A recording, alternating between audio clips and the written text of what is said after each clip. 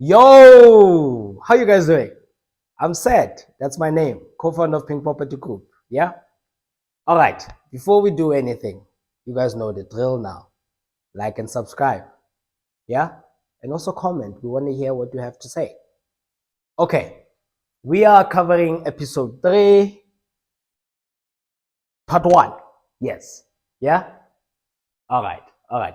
In this episode, we had gotten control of the property and had started doing the renovations. Now, you guys will remember in the last episode, the lessons learned, I said you must start from the top down. Yeah? Top down. We had just done that. We had started doing work on the roof where we sealed it, make sure that it doesn't leak, and started doing some work on the ceilings and a few other things that we wanted to do to start reconfiguring the space in terms of what we wanted to do. As usual, I don't want to spend too much time talking about what we intend to do in the episode. I would rather let you guys see what we're doing, and then we can have a discussion and some key lessons learned in the next episode. So this is the inside of the property. As you can see, the guys are just finishing up in terms of installing a new ceiling for us. And the house is a 4-bedroom, 2-bath, freestanding house sitting on a yard of about 1,350 square meters. Okay, so you can see we've got some old kitchen units and kitchen appliances that used to be here, most of which has been taken out. What we're looking at doing here is to open up the wall so that there is an additional entrance into the property, and then this main door will be for the person that's living in this unit. We're looking at either doing student accommodation or a young professional accommodation, because this area is very well positioned for that type of strategy.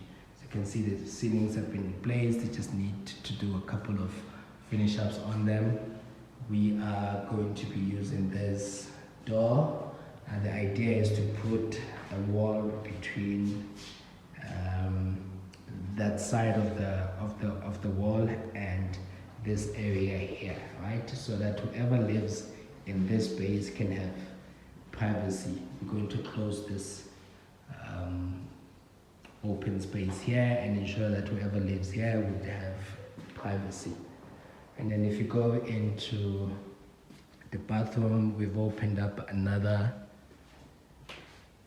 space to create another door. The idea around it is if somebody wants to use the toilet, they don't have to wait for anyone that's currently using the showers, which is what we're planning to do here.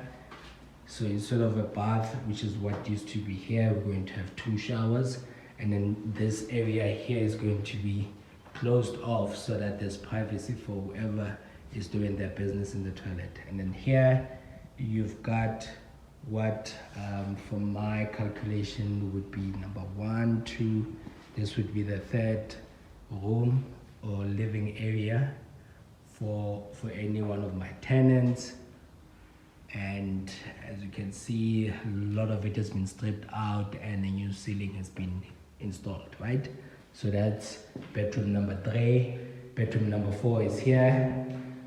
What I quite like about this room was the fact that there used to be these massive cupboards which took up a lot of space. If you can see, if you could look down here, you can see like it took quite a bit of space, just under a meter in terms of the amount of space they used to occupy. The idea from our point of view is to open up the room a bit, and we're definitely going to be keeping these open bricked wall here and here.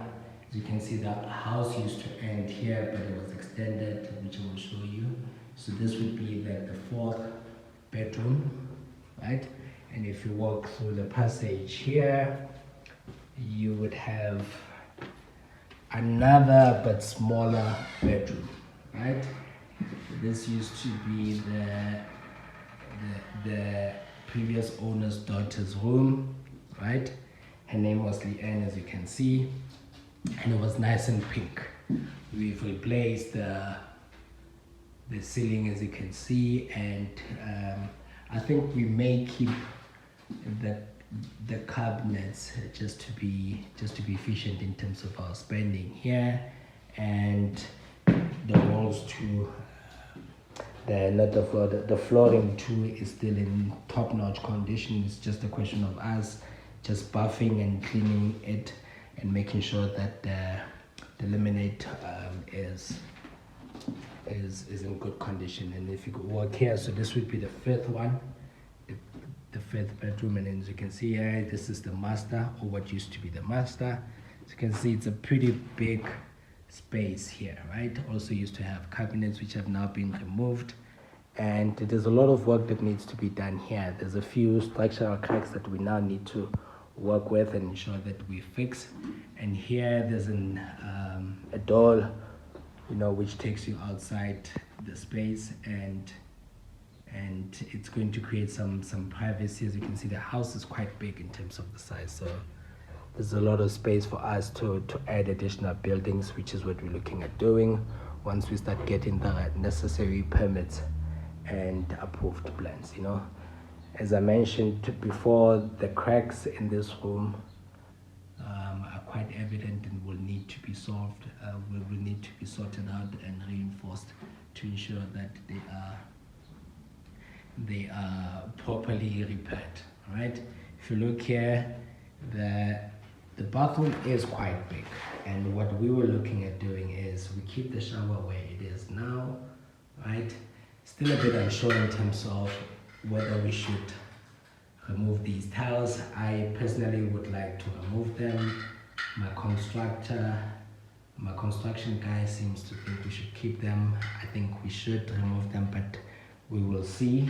And the idea here is to keep the shower as it is, and then keep the toilet where it is, the basin where it is, and then over here, right, to the left, I don't know if you can see the line that they've drawn there. We're looking at opening that space up so that there's a door coming in, right, so that whoever needs to access this bathroom and the showers doesn't necessarily need to go through the living space of the people living in the main bedroom, right? This way they can have their privacy, and whoever needs to use a second bathroom would be able to do so. And this corner here, we would be looking at adding another shower. So all in all, the house would have 4 showers and 2